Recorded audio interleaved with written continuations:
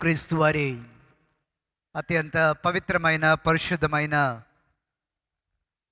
పుణ్యనామమున క్రీస్తు శ్రమల ధ్యాన ఆధ్యాత్మిక సమావేశాలకు వస్తున్నటువంటి దైవ ప్రజలందరికీ క్రీస్తు పేరిట శుభములు తెలియజేస్తూ ఉన్నాను. ఎఫ్ఎస్సి పత్రిక నుంచి విలువైనటువంటి ధ్యాన సందేశాలు మనం వింటూ ఉన్నాం. ఈరోజు మరో ప్రాముఖ్యమైనటువంటి అంశంలోనికి మనం వెళ్తూ ఉన్నాం. నేటి దైవ అంశము మనకు అర్థం అవ్వడానికి పాత చెప్పబడినటువంటి కొన్ని లేఖన భాగాల్ని అర్థం చేసుకోవాల్సిన, గుర్తు చేసుకోవాల్సిన అవసరత ఉంది. దానికంటే ముందుగా ఈరోజు కొరకు ఏర్పాటు చేయబడ్డ లేఖన భాగాన్ని మరొకసారి నేను చదవాలనని భావిస్తున్నాను.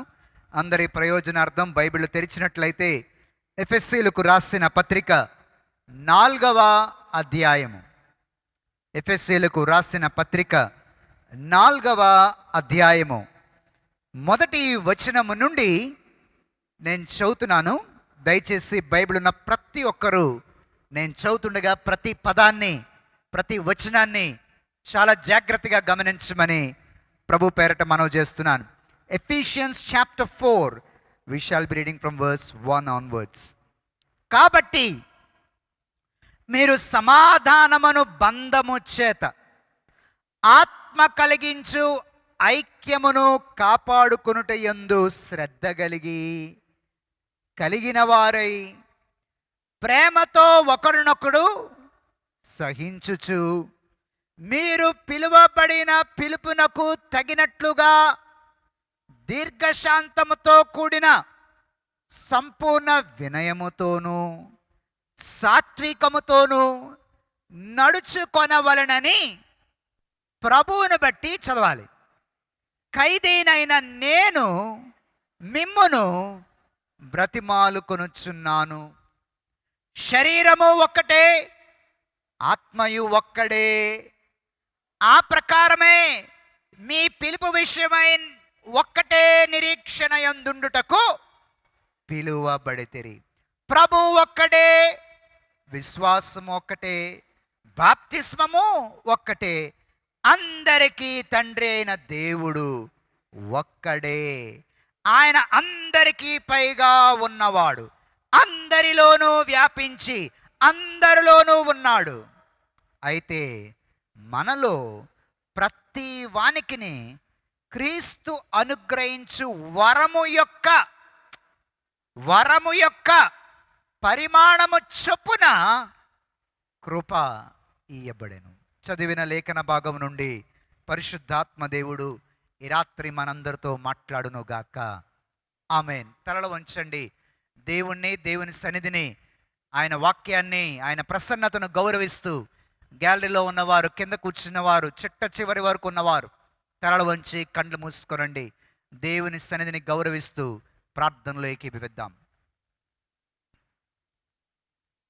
అందరిలో ఉన్నవాడవు, అందరికి పైగా ఉన్నవాడవు, సర్వ సృష్టికి ఆది సంభూతుడవైన మా పరలోకపు తండ్రి, వర్తమాన భూత భవిష్యత్ కాలాల్లో సర్వాధికారం కలిగిన దేవా, నీ పవిత్రమైన పరిశుద్ధమైన నామమునకు కోట్ల కొలది వందనాలు, స్తుతులు, స్తోత్రాలు చెల్లిస్తున్నాం. ఉదయం లేచిన దగ్గర నుంచి ఇప్పటి వరకు అనేకమైన పనుల్లో, వ్యాపకాల్లో నువ్వు మాకు అండగా ఉండి నీ ఆత్మనిచ్చి అనుక్షణం నడిపిస్తున్నందుకు నీకు వందనాలు. ఈ రాత్రి ప్రపంచవ్యాప్తముగా జరుగుతున్న లెంటు దైవ ప్రార్థనలన్నిటిలో నువ్వు ఉన్నందుకు నీకు స్తోత్రాలు. మా సంఘములో ఇప్పటికే ఆత్మ స్వరూపిగా నువ్వు ఉన్నందుకు కూడా వందనాలు. ఈ రాత్రి నీ లేఖనాలను ఏ విధంగా అర్థం చేసుకోవాలో రాయించేవో ఆ విధంగా అర్థం చేసుకోవడానికి పరిశుద్ధాత్మదేవా, లీడర్స్ మమ్మల్ని నడిపించండి. లీడర్స్ నీ ఆలోచనలోనికి మమ్మల్ని నడిపించండి. నీ వశములోనికి మమ్మల్ని తెచ్చుకోండి. నీ వశములోనికి మా ఆలోచనలు, మా మనస్సు నీ వశములో ఉండినట్లు సహాయం చేయండి.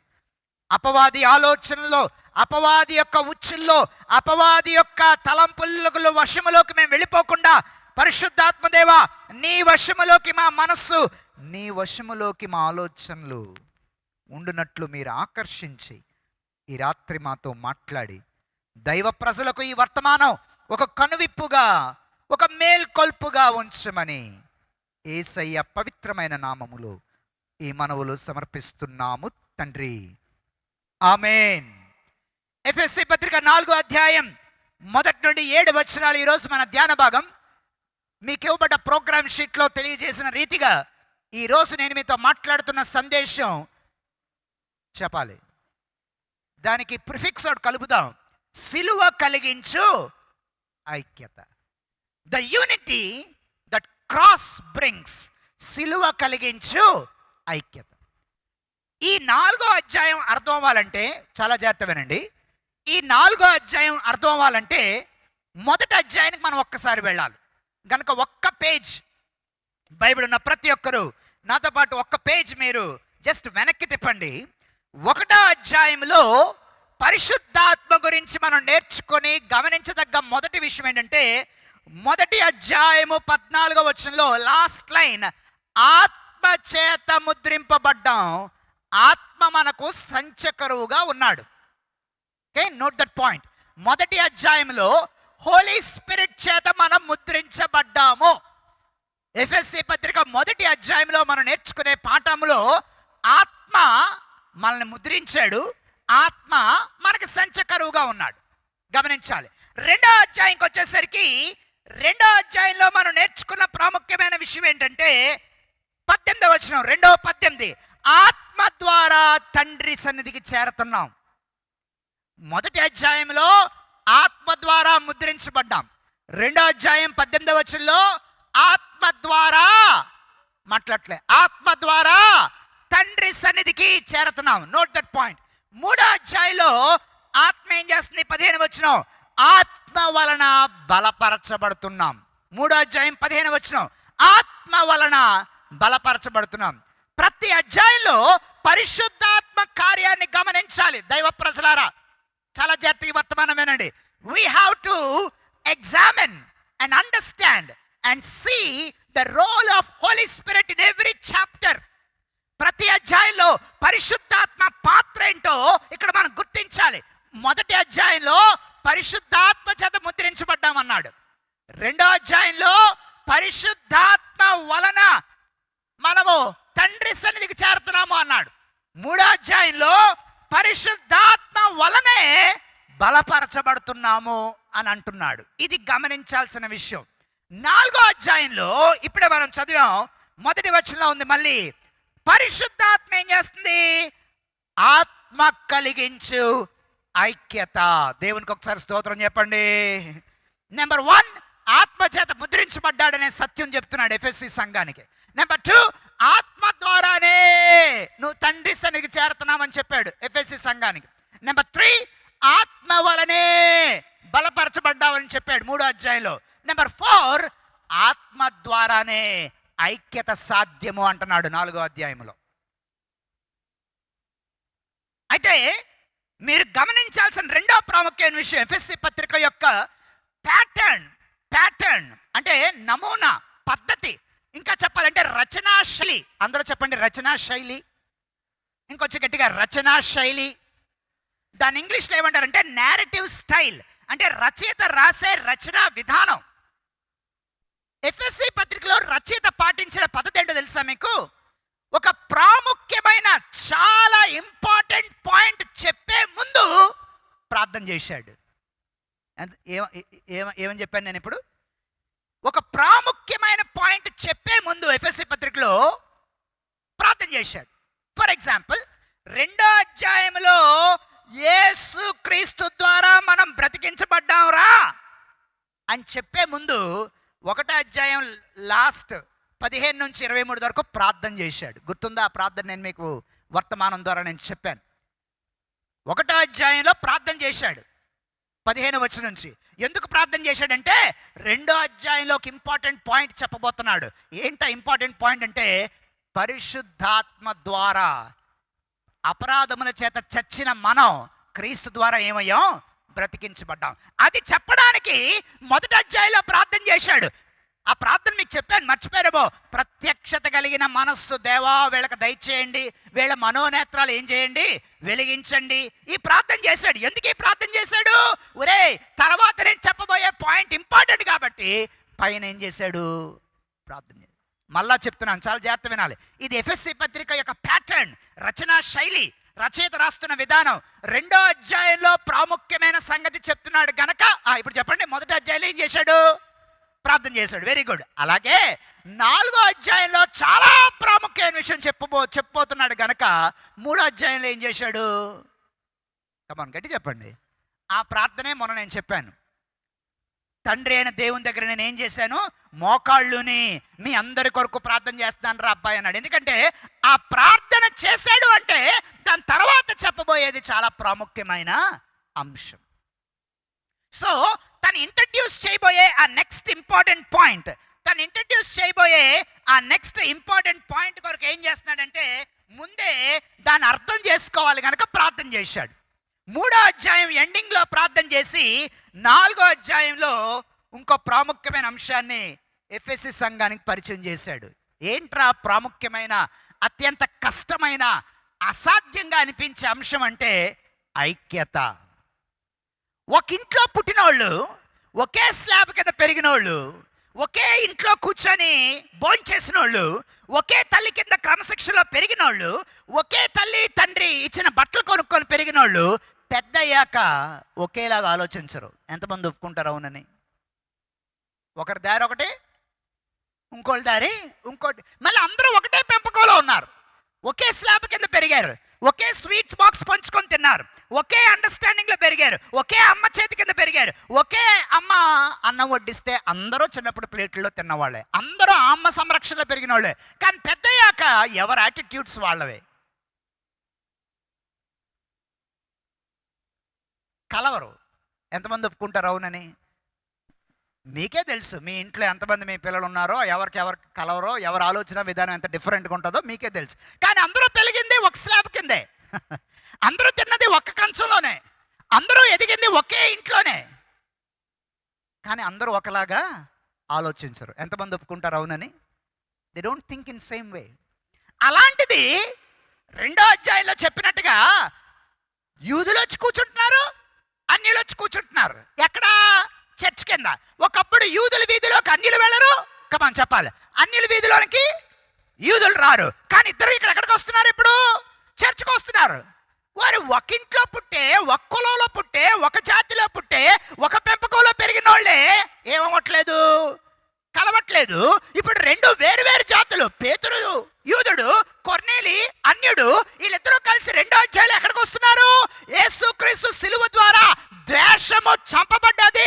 ఎంతమంది గుర్తుందా వర్తమానం? ఇక్కడ నుంచే చెప్పాను. యేసుక్రీస్తు సిలువ ద్వారా ద్వేషము చంపబడ్డది. ఇప్పుడు 2 జాతులు చర్చలోకి వస్తున్నారు, 2 జాతులు ప్రభువులు తీసుకుంటున్నారు, 2 జాతులు హల్లెలూయా స్తుతి మహిమ అని పాడుతున్నారు, 2 జాతులు ఒకే స్లాబ్ కింద దేవుణ్ణి ఆరాధిస్తున్నారు. ఐక్యత ఈజీయా చెప్పండి? మాట్లాడరేంటి? చాలా కష్టం. కష్టం కాదు, చాలా కష్టం. ఎందుకంటే ఒక కల్చర్లో పెరిగిన వాళ్ళలోనే, ఒక పెంపకంలో పెరిగిన వాళ్ళలోనే ఏం సాధ్యం కావట్లే, ఐక్యత సాధ్యం కావట్లే. 2వ అధ్యాయంలో 2 జాతులు కలిసాయి, ద్వేషం చంపబడి. ఇప్పుడు ఆ 2 జాతుల వాళ్ళు చర్చిలోకి వస్తున్నారు. ఇది చాలా కష్టం గనక 3వ అధ్యాయం ఎండింగ్లో ప్రార్థన చేశాడు. ఇప్పుడు మీకు ఆ 3వ అధ్యాయం ప్రార్థన విలువ ఎంతో తెలుస్తుంది ఈ 4వ అధ్యాయం మనం చదువుతున్నప్పుడు. ఈ ఐక్యత ఎలా సాధ్యమవుతుంది? 4వ అధ్యాయం, ఈ ఐక్యత ఎవరి వల్ల సాధ్యమవుతుంది? 4వ అధ్యాయం మొదటి వచనం, కాబట్టి మీరు సమాధానమును బంధము చేత ఆత్మ కలిగించు ఐక్యతను కాపాడుకొనుటకు శ్రద్ధ కలిగిన వారై. అందరూ చెప్పండి శ్రద్ధ. కొంచెం గట్టిగా, శ్రద్ధ. తెలుగు భాషలో నాకు ఇష్టమైన పేరు శ్రద్ధ. ఎవరైనా చిన్నపిల్లలు దొరికితే పెడేద్దామని చూస్తున్నాను. ఈ మధ్య ఎవరో చిన్నపిల్లలు తేటలేదు. శ్రద్ధ ఎంత మంచి పేరో. చిన్నప్పుడు ఎవరైనా చెప్పారా మీకు శ్రద్ధగా చదవరా? చెప్పారా? దాన్ని ఇంకొంచెం వేరే ట్రాన్స్లేషన్ చెప్పాలంటే ఒళ్ళు దగ్గర పెట్టుకో. ఆ మాట విన్నారా బాగా? నేను కొన్నిసార్లు వాడుతుంటాను అప్పుడప్పుడు నా ప్రసంగంలో. శ్రద్ధ అనేది పాలిష్డ్ వర్డ్, ఒళ్ళు దగ్గర పెట్టుకో అనేది కొంచెం అన్పాలిష్డ్ వర్డ్, అంతే, రెండు ఒకటే అర్థం. ఈ 4వ అధ్యాయం ఏం చెప్తున్నాడంటే, అబ్బాయి ఆత్మ బంధము చేత ఆత్మ కలిగించు ఐక్యతను కాపాడుకోవడానికి శ్రద్ధగా ఉండు. దేన్ని కాపాడుకోవడానికి? కాపాడుకోమన్నాడు అంటే దేన్ని కాపాడుకుంటారు మీరు? చెనక్కాయలను కాపాడుకుంటారా? చెప్పాలి. బయట ముగ్గేసి ముగ్గు ఎవడని తీసుకుపోతాడేమో అని ముగ్గు చుట్టూ రాళ్ళు ఎడతారా? అర్థం కావట్లే. నా బాల్యంలో చిన్నప్పుడు సినిమా చూశాను. వాడు బట్టలను కాపాడుకోవడానికి పేపర్లు చుట్టుకునేవాడు. ఇది ఒక గొప్ప అన్వేషణ, పేపర్లు కట్టుకొని పడుకుంటే చాలా బాగుంటుందని చెప్పి పేపర్లు కట్టుకునేవాడు ఆ సినిమాలో. అది చాలా నవ్వుగా ఉండేది. ఆ రోజుల్లో చూసిన అందరికీ గుర్తుండిపోయింది అది. బట్టలను కాపాడుకోవడానికి మన న్యూస్ పేపర్ చుట్టుకుంటామా? కాదు కదా. దేన్ని కాపాడుకోమన్నాడు సార్ ఇక్కడ? ఐక్యతను కాపాడుకోమన్నాడు. ఇంటి ముందు వేసిన ముగ్గుని, అమ్మో ఈ ముగ్గు ఎవరైనా తొక్కేస్తారేమో, ఈ ముగ్గు మంచి కారు వెళ్ళిపోద్దేమో అని చెప్పి మన వాళ్ళు చాలా మంది చుట్టూ రాళ్ళు వేసి పెట్టి దాన్ని కాపాడతారా? చచ్చా, అది పోతే పోద్ది, గాలి వేస్తే పోద్ది, వర్షం పెడుతుంది, కొట్టుకుపోద్ది. దేన్ని కాపాడుకో అని అన్నాడు అంటే అది చాలా చెప్పాలి, చాలా ప్రాముఖ్యమైనది, చాలా ఒక రకంగా చెప్పాలంటే ఫ్రాజైల్. ఎంతమందికి ఫ్రాజైల్ అనే ఇంగ్లీష్ మాట అర్థమవుతుంది? అంటే సులువుగా విరిగిపోద్ది, ఇట్స్ బ్రేకబుల్, సులువుగా విరిగిపోద్ది, సులువుగా ముక్కలైపోతుంది, అది అంత ఈజీగా అంటుకోదు. గనుక చాలా జాగ్రత్తగా దాన్ని కాపాడుకోవాలి. ఎందుకన్నాడు ఈ మాట? ఆత్మ కలిగించు ఐక్యతను కాపాడుకొనుటకు శ్రద్ధ కలిగిన వారై. ఆ శ్రద్ధ ఎక్కడి నుండి వస్తుందో తెలుసా? 3వ అధ్యాయం ప్రార్థనలో ఎవరైతే నలుగుతారో, 3వ అధ్యాయములో మీరు విన్న వర్తమానం, 3వ అధ్యాయంలో ప్రార్థన చెప్పాను, మొన్నే చెప్పాను. ఎప్పుడు? ఇవాళ శుక్రవారం అంటే మనం బుధవారం చెప్పాను. ఆత్మలో మీరేమవ్వాలి? బలపరచబడాలి. ఆత్మలో బలపరచబడితేనే క్రీస్తు మీ హృదయంలో నివసిస్తాడు. క్రీస్తు మీ హృదయంలో ఫీలింగ్స్ బట్టి ఉండడు. ఎంతమంది గుర్తుంది ఈ మాట? ఫీలింగ్స్ బట్టి యేసయ్య నీ హృదయంలో ఉండడు. దేని బట్టి ఉంటాడు? మీరు మాట్లాడాలి ఇప్పుడు. ఫెయిత్, థ్యాంక్ యూ, విశ్వాసం బట్టి క్రీస్తుని హృదయంలో ఉంటాడని 3వ అధ్యాయంలో మనం విన్నాం, ప్రసంగం చేశాను నేను మొన్నే. కాబట్టి ఆ 3వ అధ్యాయంలో ఆత్మ చేత బలపరచబడ్డవనే అనుభవం నీకు వచ్చిన తర్వాత, ఎప్పుడైతే ఆత్మ చేత నువ్వు బలపరచబడతావో ఆత్మ కలిగించు ఐక్యతను నువ్వు కాపాడుతావు. దేవునికి స్తోత్రం చెప్పండి. 10 మంది లేచి చర్చ్ కడదాంరా అంటే 20 మంది లేచి అక్కర్లేదు అనేవాడిని ఎప్పుడూ చూస్తాం. ఎంతమంది ఒప్పుకుంటారు అవునని? 10 మంది లేచి మంచి పని చేద్దామంటే 20 మంది లేచి ఎందుకు ఇది ఇప్పుడు అంత అవసరమా, అంత డబ్బులు దాన్ని పెట్టడం అవసరమా అని మాట్లాడేవాళ్ళని చూస్తాం. 10 మంది లేచి ఈ మంచి కార్యం చేద్దామంటే 50 మంది లేచి అది ఇప్పుడు అవసరమా అనేవాళ్ళు. ఇప్పుడే కాదు, సంఘ చరిత్ర అంతా అంతే, ఆదిమ నుండి సంఘ చరిత్ర అంతా అంతే. దేవుని కోసం 10 అడుగులు వేద్దామంటే 20 అడుగులు వెనక్కి లాగేసే వాళ్ళకి మనకు అప్పుడు ఉన్నారు, ఇప్పుడు ఉన్నారు, భవిష్యత్తులో కూడా ఉంటారు. ఇప్పుడు ఎలాగా వెళ్తావు? ఈయనేమంటున్నాడు? ఆత్మ కలిగించే ఐక్యతను ఏం చేయండి రా అబ్బాయి. ఎందుకంటే ఎఫ్ఎస్సి సంఘం it's a very cosmopolitan church. అందరు చెప్పండి కాస్మోపాలిటన్. ఆ మాటకు అర్థం తెలుసా మీకు? Bombay is a cosmopolitan city, London is a cosmopolitan, అంటే మల్టీ కల్చరల్ సిటీస్. పక్క తీస్తే, ఈ తలుపు తీస్తే పాకిస్తానీ వాడు ఉంటాడు, ఆ తలుపు తీస్తే ఆఫ్ఘనిస్తాన్ ఉంటాడు, ఈ తలుపు తీస్తే ఇండియన్ ఉంటాడు, వెనక కిటికీ తీస్తే ఆఫ్రికన్ ఉంటాడు. Multi cultural cities. అన్ని దేశాల వారు రోడ్డు మీద వెళ్తుంటే మీరున్న ఊర్లో కూడా అలాగే ఉంటుంది. అన్ని దేశాలలో కనబడతారు. ఆఫ్రికన్స్ కనబడతారు, ఇండియన్స్ కనబడతారు, ఏషియన్స్ కనబడతారు, చైనీస్ కనబడతారు. అలాంటి అన్ని జాతుల వాళ్ళు నివసించే పట్టణాలని కాస్మోపాలిటన్ సిటీ అంటారు, మల్టీ కల్చరల్ సిటీ అంటారు. సో ఎఫ్ఎస్సి సంఘం ఎలాంటిదంటే it's a multi cultural city.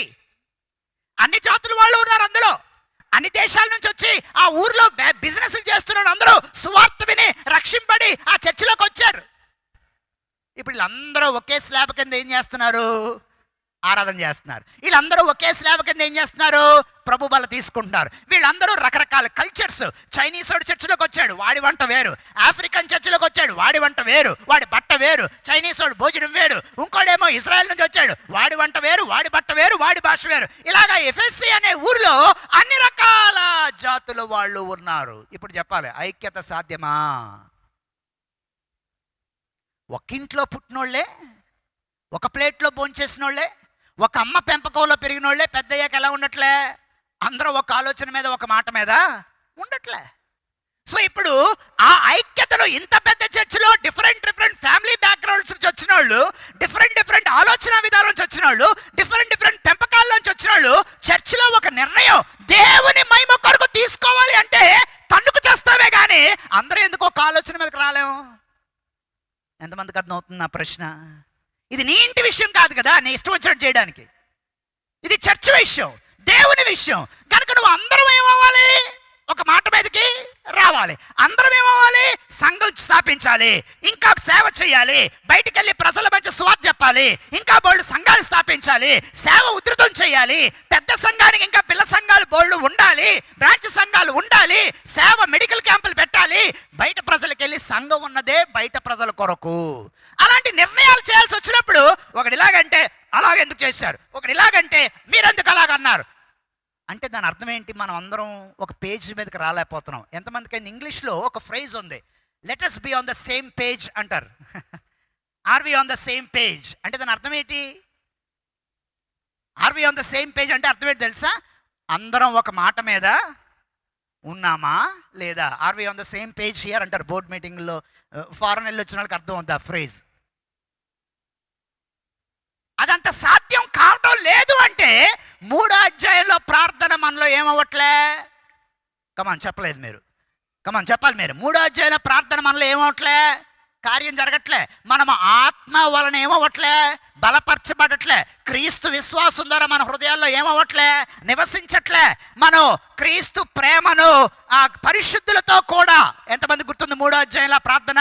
పరిశుద్ధులతో కూడా, ఒంటిపల్లి రాకాసులకు దేవుడు భక్తి చేయమని చెప్పలే, పరిశుద్ధులతో కూడా, సంఘం అంతటితో కూడా యేసు ప్రేమ యొక్క కమాన్ లోతు, కమాన్ మిగిలి మీరు చెప్పాలా? లోతు, ఎత్తు, పొడవు, వెడల్పు ఇదంతా తెలుసుకోండిరా పరిశుద్ధులతో కూడా అని అన్నాడు. పరిశుద్ధులతో కూడా అని ఎందుకన్నాడు? తర్వాత ఐక్యత గురించి మాట్లాడబోతున్నాడు కనుక 3వ అధ్యాయంలో ప్రార్థన చేశాడు. నమ్మిన వాళ్ళు దేవునికి స్తోత్రం చెప్పండి. బోధపడుతుందా ఈ వర్తమానం? చాలా జాగ్రత్త వినాలి. 4వ అధ్యాయంలో ఐక్యత గురించి చెప్పబోతున్నాడు కనుక 3వ అధ్యాయంలో ఏం చేశాడు? ప్రార్థన చేశాడు. ఆ వర్తమానం నేను మీకు బుధవారం చెప్పాను. ఆత్మ కలిగిస్తేనే కానీ ఐక్యతలోకి వీళ్ళెవరూ రావడం సాధ్యం కాదు. అందుకే సంఘాల్లో 10 మంది ఎలాగంటే 10 మంది అలాగా, 30 మంది ఒకలాగంటే 50 మంది ఒకలాగా. అందరూ ఒక మాట మీదకి ఎందుకు రాలేకపోతున్నాం? ఆత్మను ఐక్యతలోకి తీసుకురావడానికి ఆత్మకు మనం అవకాశం ఇవ్వట్లే. వచ్చి మాట్లాడేవాడు ఎవడు తలా తోక లేకుండా, అసలు లేఖనాల గురించి ఆలోచన లేకుండా, దేవుని గురించి ఆలోచన లేకుండా ఎవడ పడితే ఆడే మాట్లాడేస్తా ఆత్మ కలిగించు ఐక్యత వాళ్ళు లేదు. ఆత్మ చేత నడిపించబట్లే. అసలు నువ్వు ఆత్మ చేత బలపరచబడలే. నువ్వు ఆత్మ చేత బలపరచబడితే ఆత్మ సంబంధమైన నిర్ణయాలకి ఎస్ సార్ అది మంచి పని చేయండి అలాగని అంటావు. కాదంటారా? నువ్వు ఆత్మ చేత ఎప్పుడైతే బలపరచబడలేదో, ఆత్మ చేత నువ్వు ఎప్పుడైతే నడిపించబడలేదో నువ్వు ఎస్ సార్ అని అనలేవు, నువ్వు తిరగబడతావు. ఒకే కల్చర్లో పెరిగిన వాళ్ళ మధ్య ఇంత డిస్టర్బెన్స్ ఉంటే, ఎఫ్ఎస్సి అనే పట్టణం ఎలాంటి ఊరు? Cosmopolitan city. ఎఫ్ఎస్సి పట్టణం అనే ఎలాంటి ఊరు? Multi cultural city. అన్ని జాతుల వారు, అన్ని దేశాల వారు అక్కడ సభ్యులుగా ఉన్నారు. మరి వాళ్ళు ఇంకెంత ఇబ్బంది పడుతున్నారో. అందుకే రాశాడు ఈ ఐక్యత అనేది ఆత్మ కలిగిస్తేనే తప్ప మానవ ప్రయత్నం వల్ల సాధ్యము కాదు. అందుకే సంఘ నాయకత్వాన్ని చీప్గా ఎవడబడతాడు, చేతులు ఎత్తండ్రా, కాళ్ళు ఎత్తండ్రా, నువ్వు వచ్చే మెంబర్గా అంటే ఒళ్ళు మండిపోద్ది పాస్టర్గా నాకు. ఇక్కడే కాదు ఎక్కడైనా ఇదే వర్తమానం చెప్తా.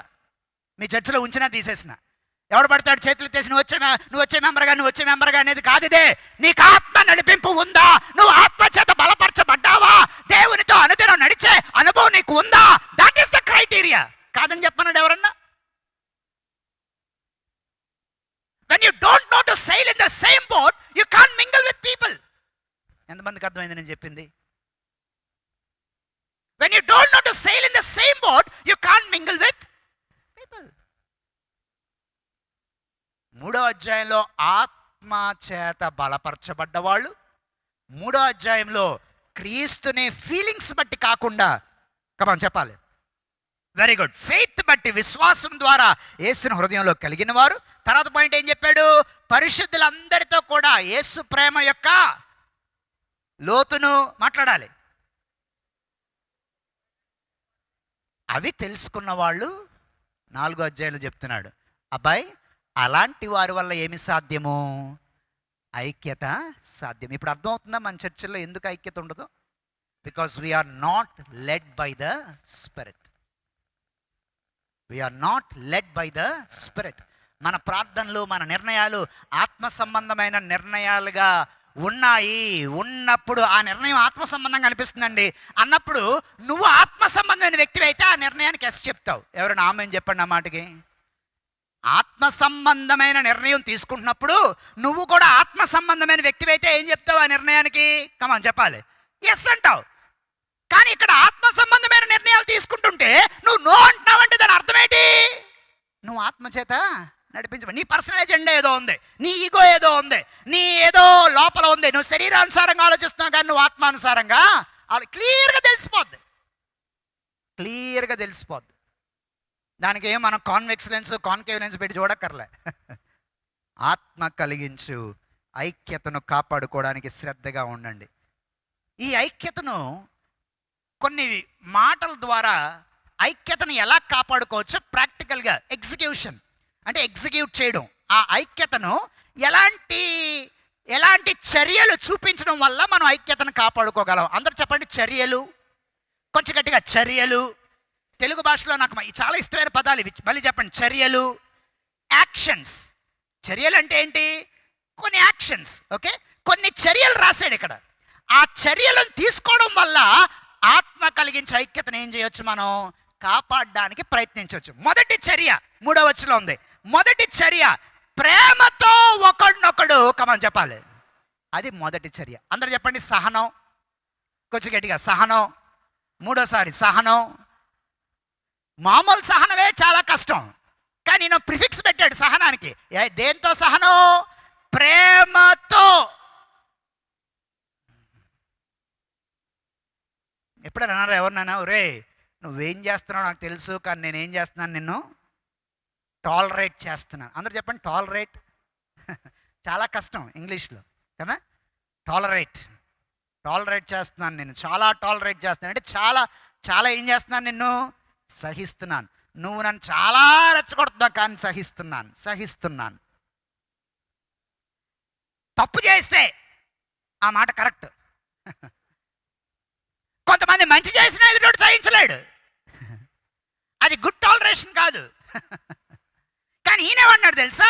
ప్రేమతో ఒకడినొకడు అంటే ఐక్యతను కాపాడుకోవడంలో, ఐక్యతను సంఘములో కాపాడుకోవడంలో మొదటి చర్య ప్రేమతో కూడిన సహనము.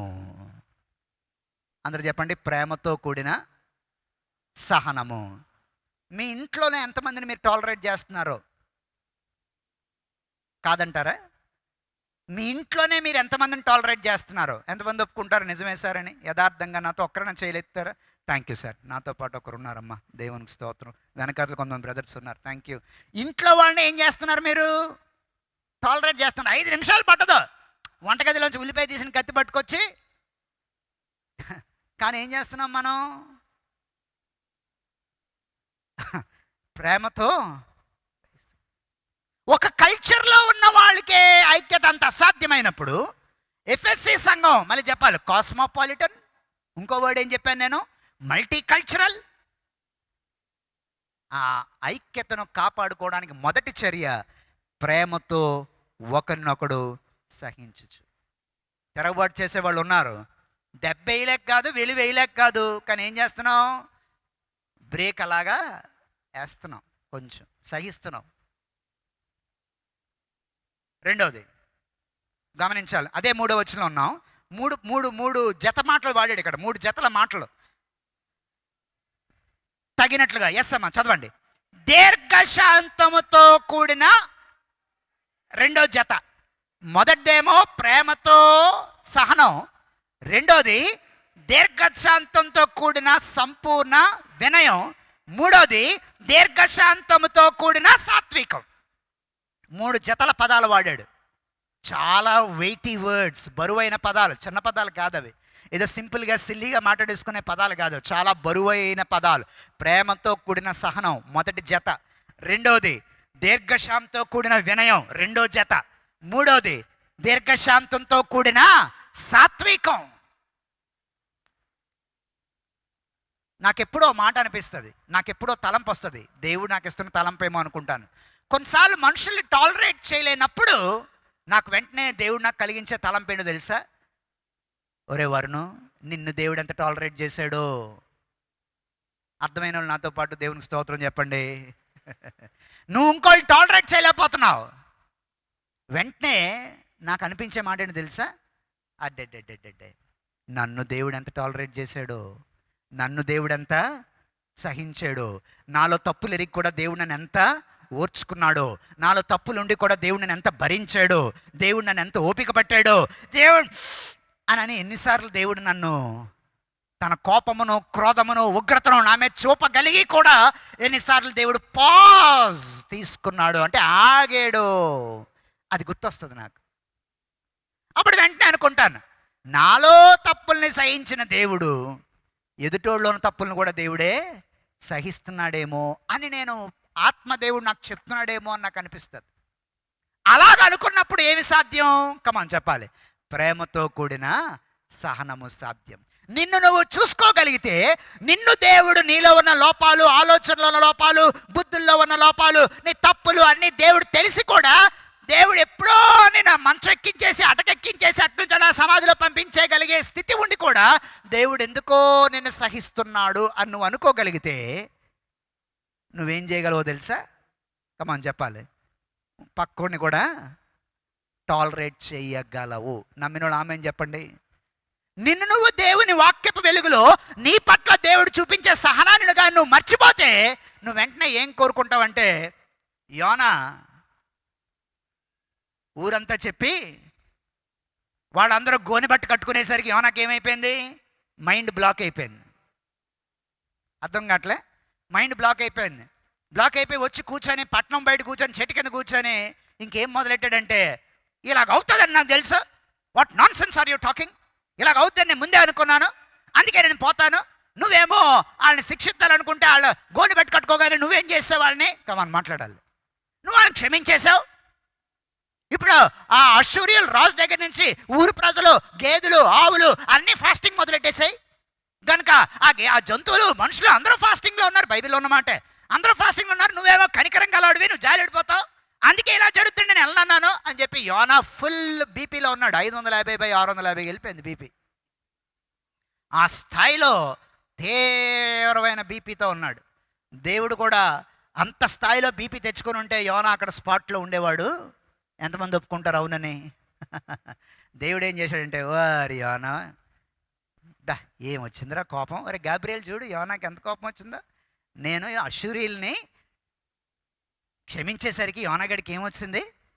కోపం వచ్చిందిరా, వీడికి పాఠం నేర్పించాలరా బుజ్జే అని చెప్పి దేవుడు ఏం చేశాడంటే ఓ చక్కటి సొర చెట్టుని అక్కడ మెల్పించాడు.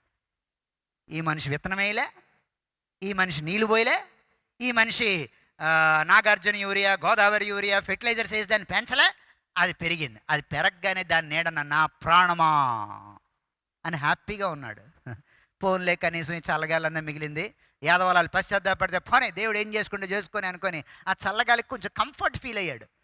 దేవుడు కూడా ఏడ్పించేవాడిని ఇంకా ఏడిపిస్తాడు. ఎంతమంది ఒప్పుకుంటారు అవునని? ఏడ్పించేవాడిని, ఏడ్చేవాడిని దేవుడు ఇంకా, దేవునితో గేమ్స్ వద్దు. ఎవరైనా ఆమెన్ చెప్పండి. దేవునితో అస్సలు ఆటలొద్దు. దేవుని దగ్గర సరెండర్ అయిపోవడం అంత ఉత్తమం లేదమ్మా. అయ్యలారా, అమ్మలారా, దేవుడు ఇంకా ఈయన ఎలాగన్నా ఈ ఏడుతున్నాడు, ఇంకా ఏడిపించాలని చక్కగా అప్పుడే హ్యాపీగా ఫీల్ అయ్యాడు. Oh what a beautiful tree, you know which species, ఏ జాతికి చెందింది అని అనుకుంటున్నాడు. సాయంకాలం కల్లా ఏమైంది? మీరు సింపుల్గా చెప్పేస్తున్నారు. బైబిల్లో రాసిన మాట, దేవుడే పురుగును పుట్టించి. మీరు అందరూ నన్ను ఎలా చూస్తున్నారు తెలుసా? ఏ పాస్టర్ గారు బైబిల్లో లేనివన్నీ మీరు చెప్తే ఎలాగ మాతో అన్నట్టు చూస్తున్నారు. బైబిల్లో ఉన్నవే.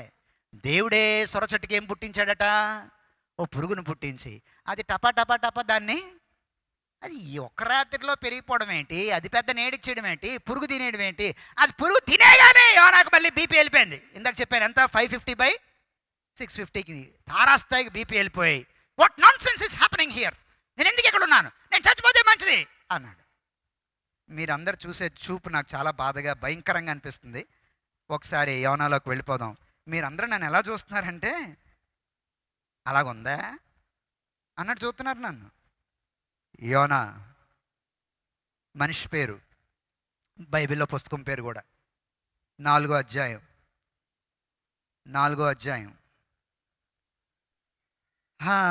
2వ వచనం నుంచి నా ఓపిక అయిపోయింది. యెహోవా, నేను నా దేశమందుండగా ఇట్లు జరుగురని నేను అనుకుంటుని కదా, అందువలననే నీవు కటాక్షము, జాలి, బహుశాంతము. అబ్బా, వావ్ వావ్ వావ్, ఎంత బాగుందో. నీవు కటాక్షమును. అమ్మా, సంఘం అంతా బైబిల్ తెరవాలి. యోనా గ్రంథం తీలే చాలా మంది. Page number 763. యోనా గ్రంథం 763, 4వ అధ్యాయం. నీవు కటాక్షమును, జాలియు, బహుశాంతమును, అత్యంత కృపగల దేవుడవై ఉండి పశ్చాత్తాపపడి కీడు చేయక మానుదువని నేను తెలుసుకొని దానికి ముందే. ఇందుకే నేను తర్షీస్ మారిపోయాను బాసు. నువ్వు ఇలాంటి కనికరం గలవాడు అని నాకు తెలుసు. అందుకే నేను టికెట్ ఎక్కడ కొనుక్కున్నాను? కమాన్ మాట్లాడాలి. తర్షీస్ కొనుక్కున్నాను. నువ్వేమో నన్ను ఓడమే తుఫాన్ రప్పించి ఆల్చేత నన్ను కిందకి విసిరేసి సముద్రంలో సబ్మెరైన్ రప్పించి ఆ సబ్మెరైన్ నన్ను మింగేలా చేసి ఆ సబ్మెరైన్కి మళ్ళీ 3 రోజుల తర్వాత నువ్వు ఆజ్ఞించి అది వచ్చి మళ్ళీ నన్ను కక్కి, ఎక్కడ కక్కింది మళ్ళీ? నినివే దగ్గర కక్కి. ఎందుకు ఇదంతా? పోను వచ్చాను, వాళ్ళు విన్నారు. వెంటనే నీ ఒకరితో వచ్చుంటే ఎంత బాగుండో, నాకు తృప్తిగా ఉండు. అశ్షూరీయులు నాశనం అయిపోతే నాకు ఎలాగుండు? తృప్తిగా ఉన్నావు. కానీ అశ్షూరీయులు ఏమైపోయారు నీ వర్తమానం విని? రాజుతో సహా అందరూ గోనెబట్ట కట్టేసుకున్నారు. రాజుతో సహా అందరూ గోనెబట్ట కట్టేసుకున్నారు. ఇప్పుడు నాకు కోపం వచ్చింది. 3వ వచనం అన్నాడు, నేను బ్రతుకుట కంటే. ఏంటి? ఊర్లో ప్రజలు రక్షణ పొందితే ఈయన ఏమంటున్నాడు చూసారా? ఏం పాస్టరో, గొప్ప వింత పాస్టర్లో లేడీనా? చాలా వింత పాస్టర్ ఈ సేవకుడు. ప్రజలు రక్షింపడుతుంటే ఈయనకి ఎలాగుంది? బీపీ 550/650కి వెళ్ళిపోతుంది. ప్రజలు దేవా అని గోనెబట్టు కట్టుకుంటుంటే ఈయనకి ఒళ్ళు మండిపోతుంది అనమాట. సహించలేకపోతున్నాడు ప్రజలు మారు మనసు పొందుంటే. ఏమంటున్నాడు? కమాన్ చూడాలా. నేను బతుకుట కంటే యెహోవా నన్నిక బ్రతుక నీయక చంపుమని యెహోవాకు మనవి చేశాను. అందుకు యెహోవా ఏమన్నాడు? ఒరే బాసు, నీవు కోపించుట న్యాయమా అని అడిగాను. అప్పుడు యోనా ఆ పట్నంలో నుండి పోయి దానికి తూర్పు తట్టు బస చేసి పందిరి వేసుకొని పట్టణం మనకు ఏమి సంభవించును? 6వ వచనం, దేవుడైన యెహోవా సొర చెట్టును ఏర్పరిచి అతడు కలిగిన శ్రమను పోగొట్టుటకై అది పెరిగి యోనా తలపైన నీడనిచ్చినట్లుగా చేశాను. ఆ సొర చెట్టును చూసి యోనా బహుగా. ఈడు అల్ప సంతోషి. అర్థం కావట్లే.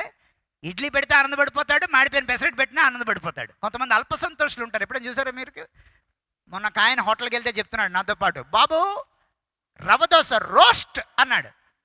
నేను అప్పుడే అనుకున్నాను, అయిపోయింది రే, ఆడు మాడిపోయింది బాగా తెస్తాడు. నేను ఇడ్లీ చెప్పాను, ఎందుకంటే ఆ చీపురుతో ఇలా అంటాడు హోటల్లో, అదంతా మనకు బాధాకరం అని. నేనే సాంబార్ ఇడ్లీ ఏదో వచ్చింది నాకు. ఈయనకి రోస్ట్ అనగానే మామూలు రంగులో లేదు, అది చింతపిక్క రంగులోకి వచ్చింది. ఒకసారి రోస్ట్ అన్నారు కదా సార్, అందుకే అలాగుందేమో అన్నాను. దాన్ని వదిలేలేడు, పడేయలేడు, అలాగని తినాలేడు. అల్ప సంతోషి. కొంతమంది నమిలే స్థాయి కంటే మింగే స్థాయి ఎక్కువ. అర్థం కావట్లే? అర్థమవుతున్నాయి మీకు? ఎందుకు అర్థం కావట్లే? నవిలే స్థాయి తక్కువ, మింగే స్థాయి ఎక్కువ. మింగే ముందే ఆలోచించాలా, ఎంత నవలగలమా అని. ఎంతమంది ఒప్పుకుంటారు అవునని? 4 పట్టినంత నోట్లు పెట్టుకొని నవలలేక బాధపడ్డం అవసరమా? ఎంత పెట్టాలి నోట్లో? నవలగలిగే స్థాయే. అనకొండలాగా నీ నోరు నా నోరు తెరవబడదు కదా, అది సాధ్యం కాదు కదా. ఎంత నవలగలవో అంతే నోట్లో పెట్టుకోవాలి. అయ్యగారు మంచి సొర చెట్టు కింద చాలా సంతోషంగా ఉన్నారు. ఇప్పుడు చదవండి 7వ వచనం అందరూ. మరుసటి ఉదయమందు దేవుడు ఒక పురుగుని ఏర్పరచగా. Underline that word. పురుగుని ఎవరు ఏర్పరిచారు? పురుగుని ఎవరు ఏర్పరిచారు? పురుగుని ఎవరు ఏర్పరిచారు? దేవుడు ఏర్పరచగా అది ఆ చెట్టును తొలిచినందున చెట్టు నెక్స్ట్ డేకే చెట్టు వాడిపోయింది, మరుసటి దినం. అప్పుడేమైంది? మరియు ఎండకాయగా వేడిమి గల తూర్పు గాలిని దేవుడు రప్పించెను. యోనా తలకు ఎండ దెబ్బ తగలగా అతడు సొమ్మసిల్లి బ్రతుకుట కంటే. ఈవేళ మేము విజయనగరం ఎంటర్ అవగానే ఆ టోల్ గేట్ దాటగానే నా ఫోన్ భయంకరమైనటువంటి శబ్దం చేసింది. ఇప్పుడు ఏమో ఏంటి ఇంత భయంకరమైన శబ్దం? నేను తుల్లిపడి చూశాను, నా బ్యాగ్లో ఉంది ఫోను, చాలా భయంకరమైన శబ్దం చేస్తుంది, ఆగట్లేదు. ఇదేంటిది రింగ్ టోన్ కాదని తీస్తే ఎలర్ట్. నేడు విజయనగర ప్రాంతంలో తీవ్రమైన ఎండలు, ఆకాశవాణి ప్రాంతీయ వార్తలు అని అలర్ట్ వచ్చింది. అమ్మో 40 degrees ఇవాళ షర్ట్గా వెళ్ళిపోయింది. ఆయన దేవుడు ఏసీలో ఉంచాడు అనుకోండి, అది వేరే విషయం. యోనాకి ఎవరో టెంపరేచర్ చెప్పేవాళ్ళు లేరు, కానీ ఎండ తీవ్రత చాలా గట్టిగా తగిలింది సుమా. త్వరగా ముగించేద్దాం. ఎండకాయగా దేవుడు వేడిమిగల తూర్పు గాలి రప్పించగా యోనా తలకు ఎండ దెబ్బ తగలగా అతడు సొమ్మసిల్లి బ్రతుకుట కంటే చచ్చుట నాకు మేలు. సార్ జాగ్రత్తగా చూడండి, బైబిల్ 9వ వచనం. అప్పుడు దేవుడు, ఈ సొర చెట్టు గురించి నువ్వు కోప్పడ్డం న్యాయమా అని యోనాను అడుగగా, యోనా ఏమన్నాడు? ఇదిగో బాసు, ప్రాణం పోవునంతగా కోపించడం న్యాయమే. అందుకు దేవుడు ఏమన్నాడమ్మా? ఒరే, నువ్వు కష్టపడకుండా పెంచకుండా ఒక్క రాత్రిలో పుట్టి పెరిగి ఒక్క రాత్రిలోనే వాడిపోయిన ఈ సొర చెట్టు విషయంలో నువ్వు అంత బీపీ పెంచుకుంటున్నావే. అయితే 120,000 కంటే ఎక్కువై కుడి ఎడమలు ఎరుగని జనమును బహు పశువులు గల్ల నినివే మహాపురము విషయంలో నేను విచారపడొద్దా? చర్చిలో ఇది అర్థమైన వాళ్ళు ఒకసారి గట్టిగా దేవుని స్తోత్రం చెప్పాలి. నువ్వు విత్తలేదు, నువ్వు నీళ్ళు పోయలేదు, నువ్వు నాటలేదు. ఆఫ్టర్ ఆల్ నేను పుట్టించిన సొర చెట్టు నీడ కింద ఉండి అది చచ్చిపోతేనే నీకు అంత బీపీ పెరిగిపోతే, ఈ నినివే ప్రజలు నేను పుట్టినుంచోళ్ళరా, ఈ నినివే ప్రజలు నా ప్రజలరా, వాళ్ళు నన్ను ఆరాధించకపోయినా నేనే వాళ్ళని చేశాను రా. ఈ నినివే ప్రజలు, ఈ హిందూ ప్రజలు, ఈ ముస్లిం ప్రజలు, ఈ బహాయి ప్రజలు, ఈ జైన మత ప్రజలు, ఈ బౌద్ధ మత ప్రజలు, ఈ ఆఫ్రికా మత ప్రజలు, వాళ్ళందరినీ నేనే సృష్టించాను. వాళ్ళు నన్ను ఆరాధించకపోయినా వాళ్ళని కాపాడే బాధ్యత నాకు ఉంది. దేవునికి ఎవరైనా స్తోత్రం చెప్తారా? ఒళ్ళు దగ్గర పెట్టుకొని బైబిల్ని మనం చదవాలి, చెప్పాలి. ఎంత దివ్యమైన మాటలు. అష్షూరీల గురించి అంటున్నాడు. ఒరే, నువ్వు ఎయిని చెట్టు గురించి అంత బాధపడిపోతున్నావు? ఈ అష్షూరీలు నా ప్రజలు, కానీ వాళ్ళు యెహోవాను ఆరాధించలే. ఆఫ్టర్ ఆల్ ఒక వర్తమానం విని వాళ్ళు ఏమైపోయారు? గోనె బట్ట కట్టుకొని అయ్యో మనం తప్పు చేస్తాను పశ్చాత్తాపడ్డారు. పాత నిబంధన గ్రంథంలో కాదు, బైబిల్లోనే ఒక ప్రశ్నతో ముగిసిన ఏకైక గ్రంథం యోనా గ్రంథం. ఆ ప్రశ్నకి యోనా జవాబు చెప్పలే. ఎంతమందికి అర్థమైంది నేను చెప్పింది? దేవుడు అడిగిన ప్రశ్నకి యోనా జవాబు చెప్పలే. ఇప్పుడు చెప్పండి, ఈ పత్రికని నినివే ప్రజలను రక్షించడానికి దేవుడు రాసించాడా, యోనాను రక్షించడానికి దేవుడు రాయించాడా? అందరూ అనుకునేది ఏంటంటే నినివే ప్రజల్ని కాపాడడానికి దేవుడు రాయించాడు. కాదు. నువ్వు నిజంగా దేవుని గ్రంథాన్ని ఆత్మతో చదివితే యోనాకు అసలు మారు మనసు అవసరం, ఈ పాస్టర్కి ముందు మారు మనసు అవసరం, ఈ సేవకుడికి ముందు మారు మనసు అవసరం. ఎందుకంటే వీడిలో ఉన్న లోపాన్ని దేవుడు సహిస్తున్నాడు, కానీ ఎదుటోడు లోపాన్ని దేవుడు సహిస్తుంటే వీడు ఏం చేయలేకపోతున్నాడు? కమాన్ మాట్లాడాలి మీరు. ఎంతమందికి వర్తమానం అర్థమవుతుంది వేళ? యోనాలో ఉన్న బీపీని దేవుడు ఏం చేస్తున్నాడు? సహిస్తున్నాడు. యోనాలో ఉన్న కోపాన్ని దేవుడు ఏం చేస్తున్నాడు? సహిస్తున్నాడు. దెబ్బ ఎవడరా నువ్వు నాకు చెప్పడానికి, కానీ గో పగలగొట్టి వచ్చి యోనాను అప్పుడే. కానీ దేవుడు అలా చేసేవాడు కాదు, సహిస్తున్నాడు. యోనాను ఎంత సహిస్తున్నాడు, దేవుడు అలాగే ఎవరిని సహిస్తున్నాడు? Come to the point. ఏ దేశస్తులను సహిస్తున్నాడు? అష్షూరీయులను సహిస్తున్నాడు, నినివే ప్రజలను సహిస్తున్నాడు. కానీ వాళ్ళని దేవుడు సహిస్తుంటే యోనాకేమొస్తుంది? కోపం వస్తుంది.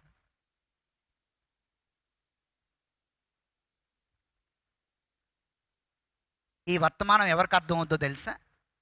తమలో ఉన్న లోపాలని దేవుని దగ్గర అనుదినం ఒప్పుకునే వాళ్ళకి వర్తమానం అర్థం అవుతుంది. నేను చాలా నీతిమంతుడని బిల్డప్ ఇచ్చే వాళ్ళు ఉన్నారే, వాళ్ళకి వర్తమానం అర్థం కాదు. విచిత్రం ఏంటంటే యోనా చివరికి ఆ ప్రశ్నకి ఏం చెప్పలేదు? జవాబు చెప్పలేదు. నేను అనుకుంటున్నాను, అసలు మారు మనసు ముందు ఎవరికి అవసరం? దేవుడు ఎవరిని సహిస్తున్నాడు? అష్షూరీయులను సహించాడు. అదే దేవుడు ఎవరిని సహించాడు? మాట మాటకే నేను చచ్చిపోతాను, నేను చచ్చిపోతాను.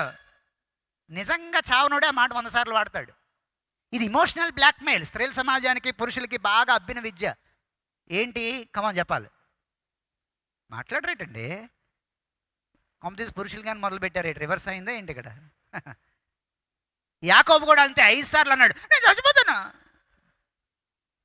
బెన్యామీన్ తీసుకుపోయాడు, నేను చచ్చిపోతాను. సిమియోన్ తీసుకుపోయారు, నేను చచ్చిపోతాను. యోసేపు చచ్చిపోయాడు, నేను చచ్చిపోతాను. దేవుడు అనుకున్నాడు ప్రతిసారి, రే అన్నిసార్లు అన్నా చచ్చిపోయా మిక్కాయాలు తీసాడు రెడ్డి పేరు అని అనలే. దేవుడు సహించాడు. ఒరే నేనేం చేయబోతున్నానో నీకు తెలియదు, తర్వాత జీవితం సూపర్ డూపర్గా ఉంటుందిరా బుజ్జే, మాడితే చచ్చిపోతాను అనకు రే.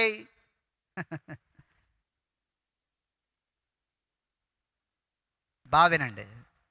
నినివే ప్రజల్ని సహించిన దేవుడే కమాన్ చెప్పాలి యోనాని సహించి. నీలో ఉన్న లోపాలని సహిస్తున్న దేవుడే ఎదుట్లో ఉన్న లోపాలని కూడా ఏం చేస్తున్నాడు? సహిస్తున్నాడు. ఎంతమందికి అర్థమైంది? ఇది గ్రహించగలిగితే మనం ఏం చేయగలమో తెలుసా? ఆత్మ కలిగించే ఐక్యతను కాపాడు. అయితే చాలా జాగ్రత్త వినాలి. ఇప్పుడు నేను చెప్పబోయేది ఇంకా జాగ్రత్త వినాలి. సంగమా చర్చ్ చాలా జాగ్రత్త వినండి. దేవుడు యోనా గ్రంథంలో అష్షూరీయుల్ని సహించాడు. కరెక్ట్. సహించాడు అంటే వాళ్ళకి సెకండ్ ఛాన్స్ ఇచ్చాడు. ఆమెన్. సహించాడు అంటే జాగ్రత్త రే పిర్ర పగిలిపో, తర్వాత నువ్వు సరిగ్గా కానీ సహించాను నేను, ఇంకొకసారి చేసిన తప్పే కానీ చేసావంటే మటుకు బహిరంగంగా ఉంటుంది రే సినిమా, నీకు మామూలుగా ఉండదు అని దేవుడు సహించే ఛాన్స్ ఇచ్చాడు. కానీ అష్షూరీయులు మళ్ళీ వెనక్కి తిరిగిపోయారు. ఎటు తిరిగిపోయారు? మళ్ళీ నిన్న స్టార్ట్ చేశారు. మళ్ళీ ఎప్పుడైతే ఇది మళ్ళీ మొదలెట్టారో, అయ్యో నా ప్రజలు నేనేం చేశాను? సహించి వాళ్ళకి ఛాన్స్ ఇచ్చాను, కానీ నా ప్రజలు మళ్ళీ ఎటు వెళ్ళిపోయారు? మళ్ళీ యోనా గ్రంథంలో అష్షూరీయుల్ని సహించిన దేవుడే ఆ తర్వాత పత్రిక మీరు తీస్తే మొత్తం నినివేని నిలువున నాశనం చేశాడని బైబిల్లో ఉంది. ఓబద్య, నహూము గ్రంథాలు మీరు చదవండి. రిఫరెన్స్ తీయడానికి టైం లేదు. ఆసక్తి ఉన్న వాళ్ళు ఇంటికి వెళ్ళి నహూము గ్రంథం చదవండి. నహూము గ్రంథం ఎక్కడ ఉందని నన్ను అడగకండి, బైబిల్లోనే ఉంది. కనుక నహూము గ్రంథం మీరు చదివితే నినివే పట్టణాన్ని మళ్ళీ దేవుడు ఎలా సర్వనాశనం చేశాడో కూడా మీరు చూస్తారు. అంటే దాని అర్థం దేవుని సహనానికి ఏముంది? కరెక్ట్ మాట, ఆత్మ చెప్పు మాట కరెక్ట్గా చెప్పాలి. ఎవరు చెప్తారు? దేవుని సహనానికి ఏముంది? హద్దు ఉంది.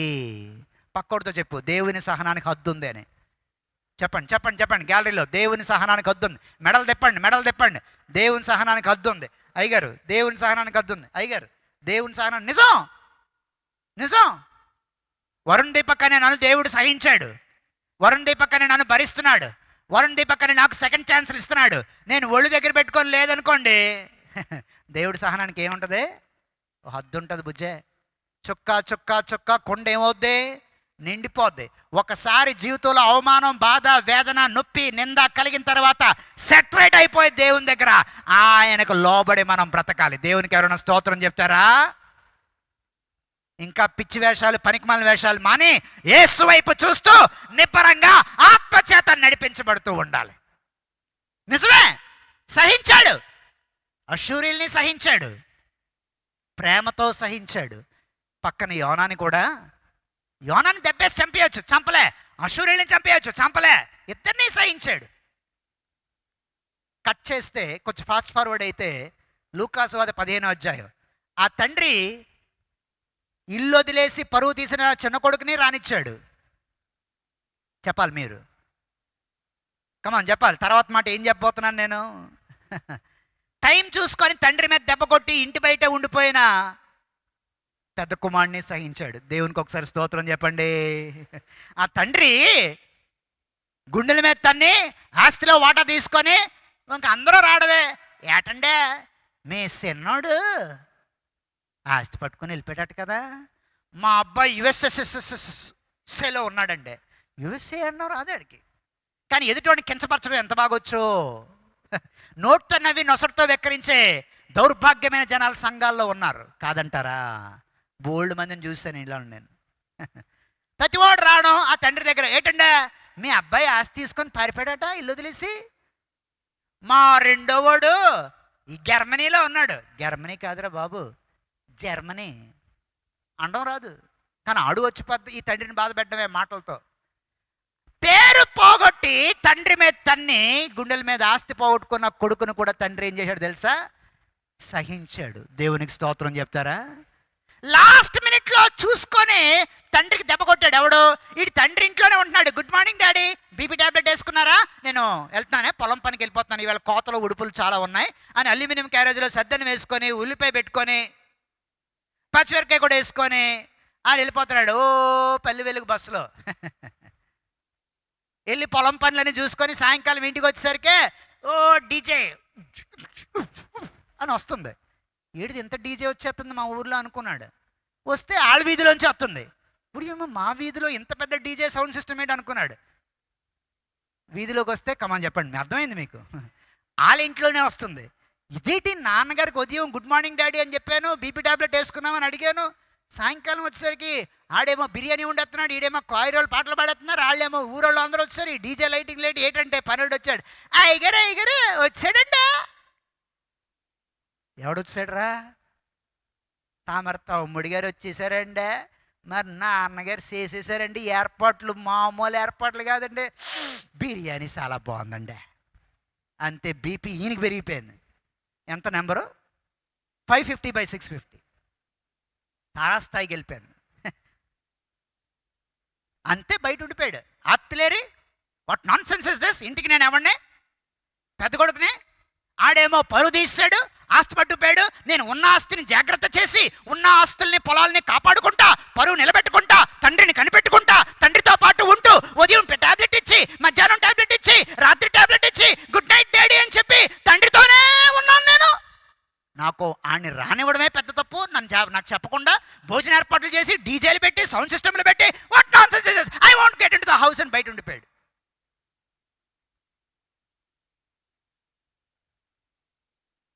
అయ్యగారు, పెద్ద అబ్బాయి గారు ఇంట్లోనే బయట ఉండిపోయారండి, లోపలికి రారటండి. తండ్రి ఇంట్లో సంతోషం, ఇంటి బయట రాద్దాంతం. రెడీగా ఉన్నారు ఎన్టీవీ వాళ్ళు. ఇప్పుడే అంతున్న తాజా సమాచారం ప్రకారంగా పెద్ద కొడుకు బయటే ఉన్నాడు. ఆయన అడిగి తెలుసుకునే ప్రయత్నం చేద్దాం. చెప్పండి సార్, అసలు మీరు ఎందుకు బయట ఉండిపోయారు? మీరు ఎందుకు ఇంట్లోకి వెళ్ళనంటున్నారు? ఆడు మైక్ తీసుకొని, మాది ఫలానా వంశం, ఆ వంశంలో మా నాన్న రెండోవాడు, వాడి కొడుకుల్లో నేను పెద్దవాడు, మా చిన్నవాడు ఆస్తి పట్టుకుపోయాడు, వాడు వస్తే వీడు ఇలా చేశాడు మా నాన్న అని వీడు చెప్తున్నాడు. టాక్ ఆఫ్ ద టౌన్ అయిపోయింది. బైబిల్లో రాసిన మంచి మాట ఏంటి తెలుసా?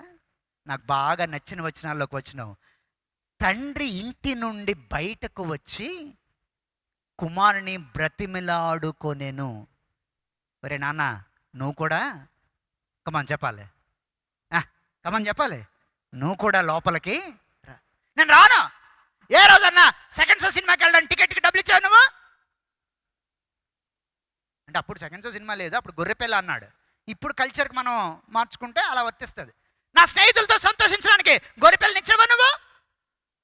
ఐపీఎల్ క్రికెట్ మ్యాచ్కి టికెట్ డబ్బులకి ఇచ్చి డబ్బులు ఇచ్చావు నువ్వు? నేను రాను. అప్పుడు వాళ్ళ నాన్న మాట అన్నాడు, మనం చదివినట్టున్నావు వచ్చినావు, ఈయన తమ్ముడు చనిపోయి తప్పిపోయి.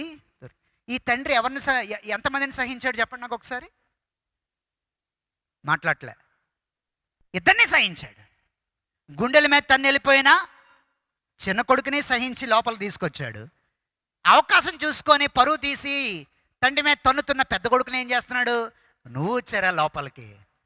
పాత నిబంధనలో అష్షూరీల్ని సహించాడు, కమాన్ చెప్పాలి, కోప్పడుతున్న యోనాని సహించాడు.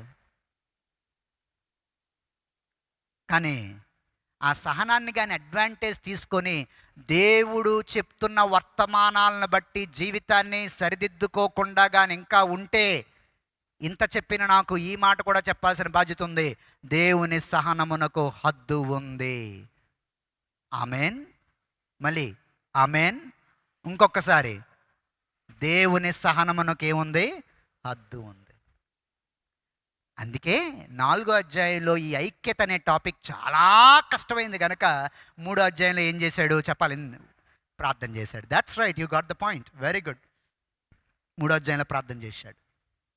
ప్రేమ కలిగించు సహనం. ముగించేద్దాం. ప్రేమ కలిగించు సహనం. రెండో జత దీర్ఘశాంతంతో కూడిన వినయం. మూడో జత దీర్ఘశాంతంతో కూడిన సాత్వికం. ఇంకొక అందమైన మాట ఉంది. ఒక్క 2 నిమిషాలు పర్లేదా? 8:03 అయింది. ఒక్క 2 నిమిషాలు ఆ మాట వివరించి నేను ముగించేస్తాను, దయచేసి ఏమనుకోవద్దు. 3వ వచనంలో ఉన్నాం, ఎఫెసీ పత్రిక. అక్కడ ఒక అందమైన మాట ఉంది. 3వ లైన్, సాత్వికంతో నడుచుకున్న వలనని ప్రభువును బట్టి ఖైదీనైన నేను మిమ్మల్ని. అందరూ అండర్లైన్ చేయండి, ఖైదీ. అండర్లైన్ చేయండి సార్. పక్కన 876 అని నెంబర్ పెట్టుకున్నారు కనుక ఖైదీ అండర్లైన్ చేసుకోండి అనే ఆ పదం, ఆ పేరు ఖైదీ. క్రీస్తు కొరకైన ప్రభువుని బట్టి ఖైదీనైన నేను బ్రతిమలాడుకొనిచున్నాను. ఈ పత్రికని ఆయన డన్లాప్ పరుపు మీద పడుకొని రాయలేదు. Hello, listen to this very carefully. FSC పత్రికని ఆయన ఓ మంచి పరుపు పేరు చెప్పండి అమ్మా. కుర్లానా? Sleep well. Thank you. Sleep well పరుపు మీద పడుకొని ఇక చెప్తున్నాను రాయరా, ఆయన అలా రాయలే. ఈ పత్రికని చెరసాల్లో ఉండి రాశాడు. మీకు ఇంకో విషయం తెలుసా? ఒక చేత్తో పౌలు గారి పత్రిక రాస్తుంటే ఈ చేత్తో ఆ రోజుల్లో రోమా సైనికులు ఏం చేసేవారంటే ఖైదీకి గొలుసేసి వదిలేసేవారు కాదు.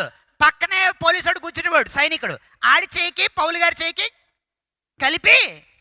ఏ రోజన్నా మీరు ఎప్పుడైనా బస్సుల్లో, నేను ఒకసారి చింతపల్లిలో మీటింగ్స్లో మాట్లాడి వస్తున్నాను. చింతపల్లి బస్సు దిగుతుంది కొండ మీద.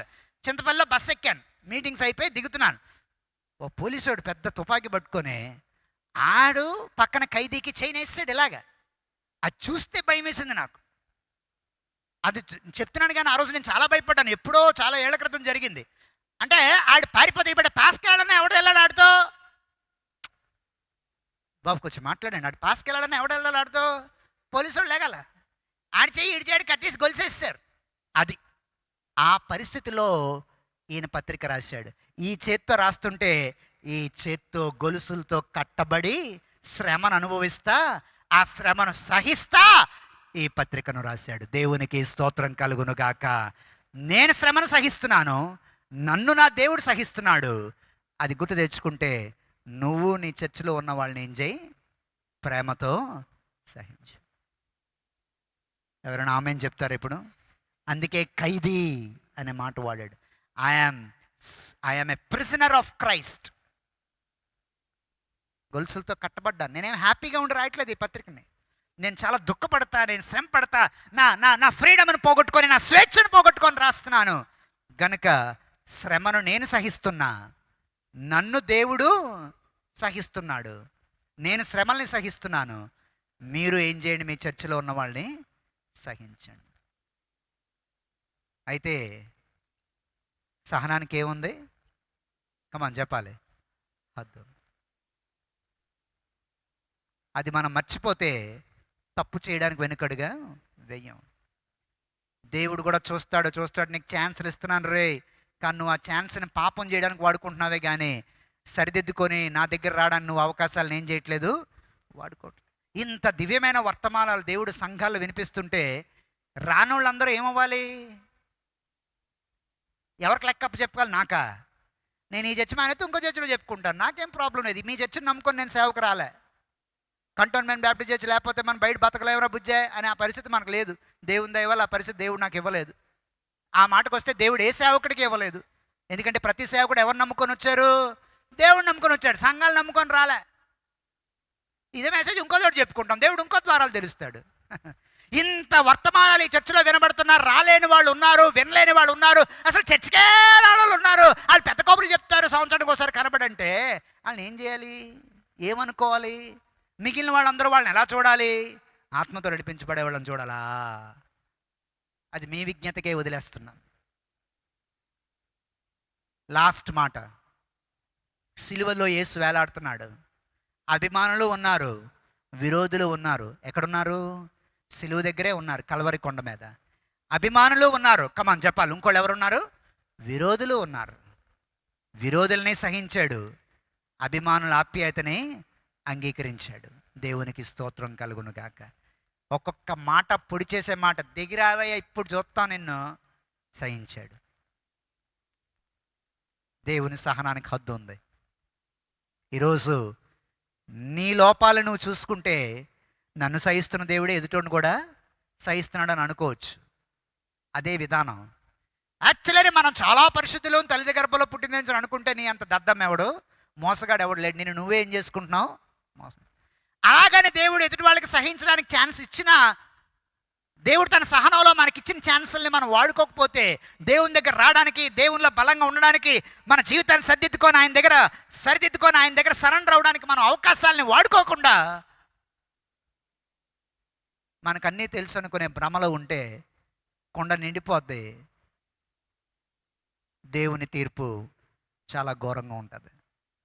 సిలువ కలిగించు ఐక్యత చాలా కష్టం. ఒక ఇంట్లో పుట్టినోళ్ళు ఎలాగ ఉండట్లేదు మాట్లాడాలి. ఎఫెసీ సంఘం ఎలాంటిది? Cosmopolitan, multi cultural. అందుకు ఐక్యత నిలబడాలి అంటే పరిశుద్ధాత్మ చేత ప్రతి ఒక్కరూ నడిపించబడాలి. అలాంటి వాళ్ళు ఈ సంఘములోంచి లేచుదురుగాక. అలాంటి ఆశ ఉన్నవారు నాతో పాటు మోకరించండి. బలవంతం లేదు, అవకాశం ఉన్నవాళ్ళు మాత్రమే. బలవంతము లేదు, అవకాశం శరీరం సహకరించిన వాళ్ళు మాత్రమే. ఎటువంటి బలవంతము లేదు. దేవా, నోరుందని మాట్లాడడం కాకుండా ఆత్మచేత నడిపించబడ్డం నాకు నేర్పించండి. ఆత్మచేత పాపమును, అపవాది శోధనలను జయిస్తూ ఆత్మచేత నడవడం నాకు నేర్పించండి. ఆత్మచేత బలపరచబడ్డం నాకు నేర్పించండి. విశ్వాసం ద్వారా నువ్వు నా హృదయంలో ఉండండి. పరిశుద్ధులందరితో కూడా ప్రేమ యొక్క లోతు, ఎత్తు, వెడల్పు తెలుసుకోవడానికి సహాయం చేయండి. అది లేని నీకు ఐక్యత అనే మాటకు అర్థం తెలియదు. ప్రార్థన చేసుకుందాం. ప్రార్థన చేసుకుందాం. ప్రార్థన చేసుకుందాం. 5గురు కలిసి ఒక మంచి పని చేద్దామంటే 10 మంది లేచి దాన్ని అడ్డుపడతారు అంటే ఆత్మ కలిగించే ఐక్యత లేనట్టే కదా. కంటోన్మెంట్ బ్యాప్టిస్ట్ సంఘ నాయకుల్లో, కంటోన్మెంట్ బ్యాప్టిస్ట్ సంఘ విశ్వాసుల్లో, కంటోన్మెంట్ బ్యాప్టిస్ట్ సంఘ భవిష్యత్తు పరిచర్యల్లో ఆత్మ కలిగించు ఐక్యత అందరూ పొందుకుందరుగాక. దేవుని ఆత్మ నడిపింపు చొప్పున సంఘములో ఒకే మాట, ఒకే ఆలోచన చొప్పున ముందుకు వెళ్ళాలి. ప్రార్థన చేద్దాం. నీలో ఉన్న లోపాలను సహిస్తున్న దేవుడే ఎదుటోళ్ళను కూడా సహిస్తున్నాడు, మర్చిపోకు. యోనాను సహించిన దేవుడే నినివే ప్రజల్ని సహించాడు, మర్చిపోకు. పరువు తీసిన చిన్న కుమారుని సహించిన దేవుడే గుండెల మెత్తరిన పెద్ద కొడుకుని సహించాడు, మర్చిపోకు. సహనానికి హద్దు ఉందమ్మా. నీ పాపిష్టి ఆలోచనలు, పాపిష్టి తలంపులు, అయ్యా నీ పాపిష్టి మాటలు కట్టిపెట్టి దేవుని దగ్గరికి లొంగి సరెండర్ అవుతావా? ప్రార్థన చేద్దాం.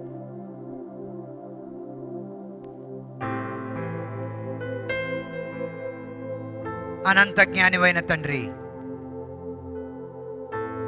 నీ మహాకృపకై నీకు వందనాలు. ఆత్మ వలన మేము బలపరచబడితేనే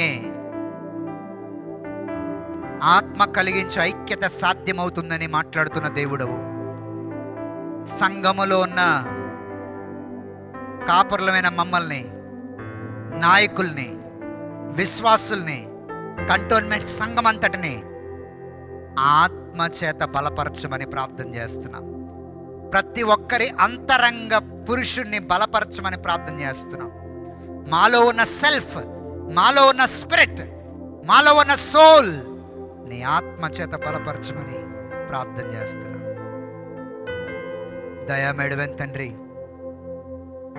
ప్రపంచవ్యాప్తంగా సంఘాల్లో ఐక్యత కొలువై ఉంటుండగా కంటోన్మెంట్ బ్యాప్టిస్ట్ సంఘంలో అందరూ ఐక్యతతో ఒకే ఆలోచన, ఒకే మాట, ఒకే నిర్ణయం, నీ సేవను ప్రోత్సహిస్తూ, నీ సేవను పరిగెట్టిస్తూ ముందుకు దూసుకుపోవడానికి సహాయం చేయండి. అపవాది యొక్క ఉచ్చులు, కుట్రలు, కుతంత్రాలు యేసు నామములో క్యాన్సిల్ చేయమని దాసుడిగా ప్రార్థన చేస్తున్నాను.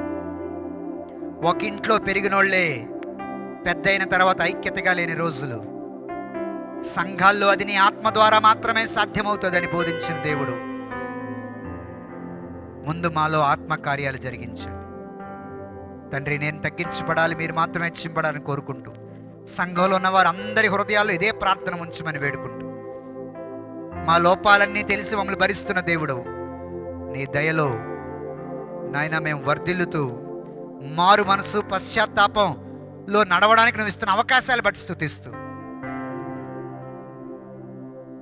సిలువ కలిగించు ఐక్యతను కాపాడుకున్నట్లో వివేకము దీర్ఘశాంతము మాకు దయచేయమని అన్ని నామముల కన్నా పైనామమైన యేసు నామములో ఈ మనవులు వినయంతో సమర్పిస్తున్నాము తండ్రి. ఆమేన్.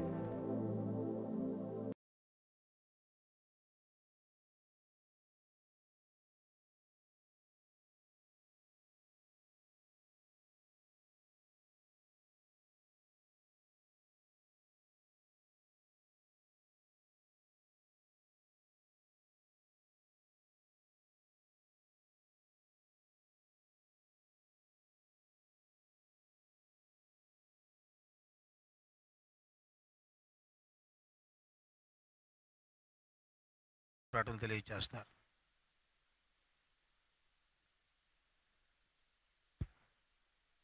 అందరూ మీ మీ స్థానాల్లో ఉండండి. దయచేసి ఒక అద్భుతమైన 2 నిమిషాలు సాక్ష్యం వినబోతారు ప్రకటనల తర్వాత. ప్రభువునందు ప్రియులరా, ఈ యొక్క 21వ క్రీస్తు శ్రమల ధ్యాన కూటములో మనల్ని సమావేశపెట్టి ఇటు రీతిగా ఆయన్ను ఆరాధించగలిగే భాగ్యాన్ని అనుగ్రహించినటువంటి దేవాదేవునికి మనమందరము వందనస్తులమై ఉన్నాము. ఆయనను అధికంగా ఆరాధించే బద్దులమై ఉన్నాం. ఈ ఆరాధనలో పాల్గొన్న ప్రతి వారికి కూడా కార్యవర్గ పక్షముగా శుభములు తెలియజేస్తూ ప్రత్యేక వందనాలు కూడా తెలియజేస్తూ ఉన్నాను. దినదినము అనేక మంది ఈ యొక్క క్రీస్తు శ్రమల ధ్యాన కూటంలో పాల్గొని దేవుని ఆత్మీయ అనుభవాలు మేలు పొందుతున్నందుకు మీ అందరికీ సంఘపక్షంగా ప్రత్యేక వందనాలు తెలియజేస్తున్నాం.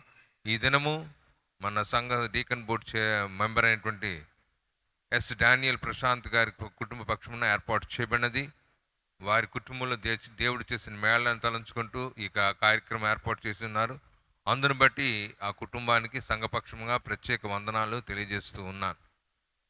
అలాగనే రేపటి సాయంత్రం సమయమున 6:30 గంటలకు మరల మన యొక్క ఆలయంలో క్రీస్తు శ్రమల ధ్యాన కూటం ఉంటుంది. రేపటి దైవదాసులు ఆంధ్ర బాప్టిస్ట్ చర్చ్ తగరపోల్స కాపరి గారైనటువంటి విలియం సునీత్ బాబు గారు రేపు రానయ్యున్నారు. దయచేసి సంఘమంత్యు రేపటి సాయంత్రం సమయమున 6:30 గంటలకు ఆలయంలో హాజరు కావాల్సిందిగా మనవి చేస్తూ ఉన్నాను.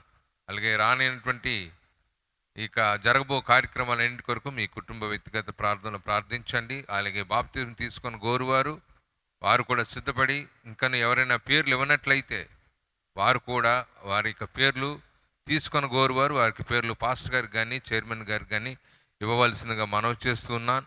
ఇంకా అలాగే రంజాన్ దినమున ఇక ఉదయకాలమున ప్రార్థన సావాస కూడిక ఉంటుంది కనుక సంఘము గమనించి ఆ యొక్క ప్రార్థన కూడికలో పాల్గొవలసిందిగా మనవి చేస్తూ ఉన్నాను. ఇంకేమైనా ప్రత్యేకమైన ప్రకటన ఉన్న మీకు వాట్సాప్ గ్రూప్ ద్వారా తెలియజేయబడి. Thank you sir.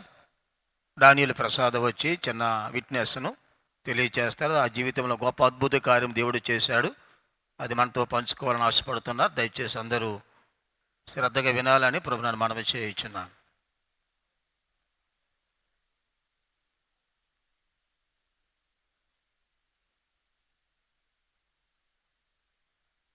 ప్రభునందు ప్రియా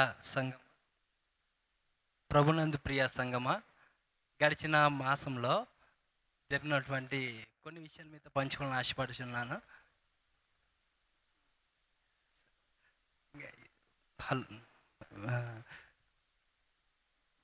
గడిచిన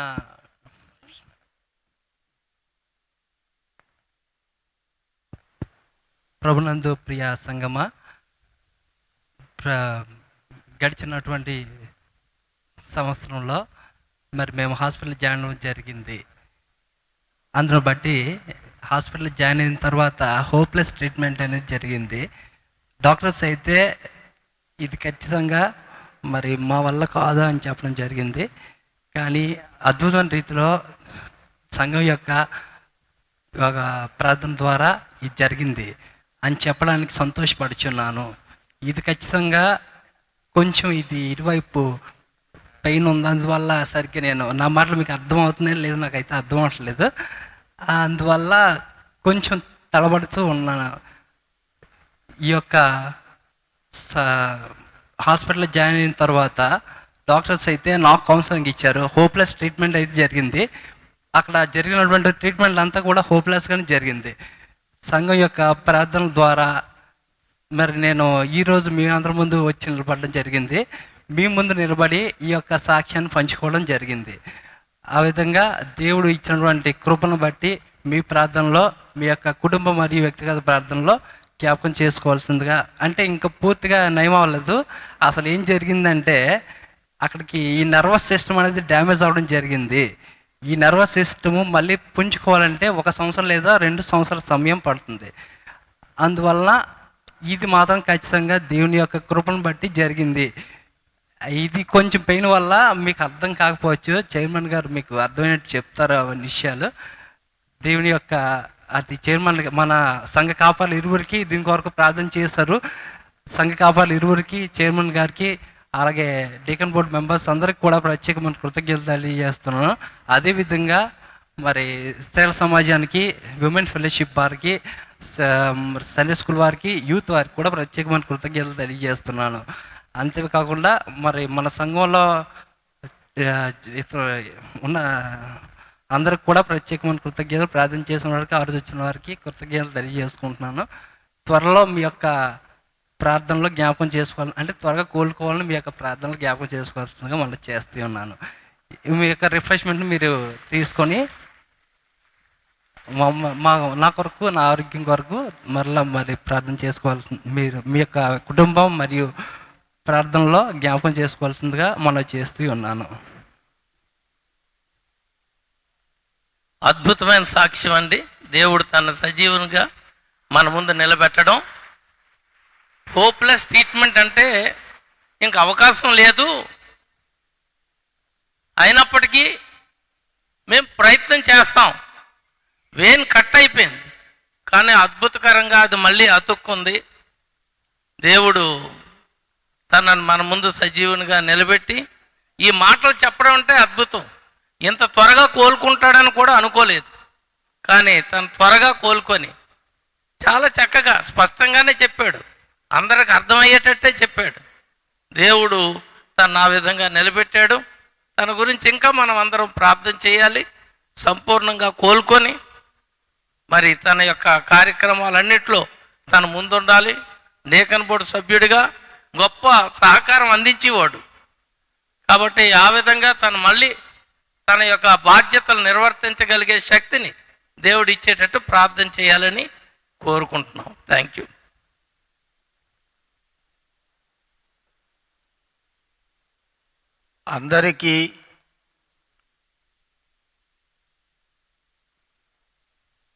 అందరికీ బ్యాగ్స్ అందేయని అనుకుంటున్నామండి.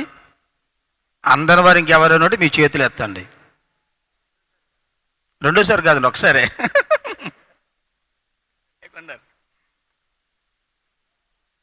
ఆ ఫ్యామిలీ దయచేసి ముందుకు రండి, మీ కొరకు ప్రార్థన చేస్తాం. అమ్మ రండి, సహోదరి ప్రశాంత్ కూడా నిలబడండి, ప్రార్థన చేద్దాం.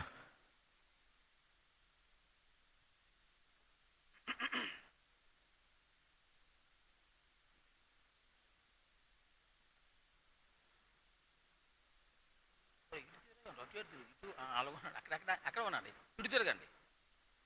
ఓకే, ప్రార్థన చేసుకుందాం.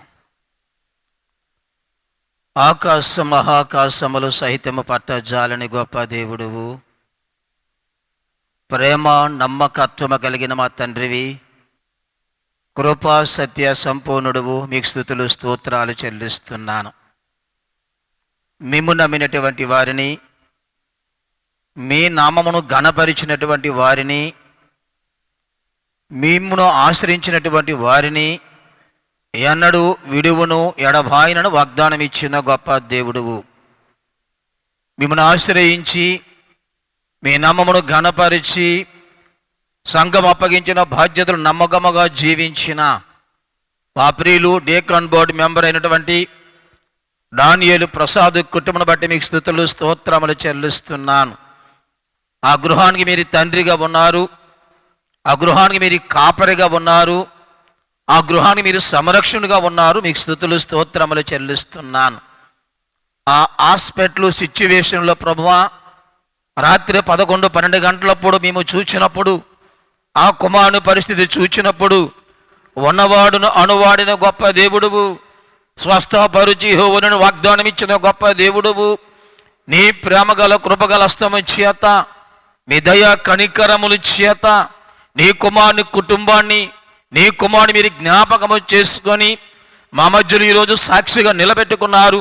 మీకు స్తుతులు స్తోత్రములు చెల్లిస్తున్నాను.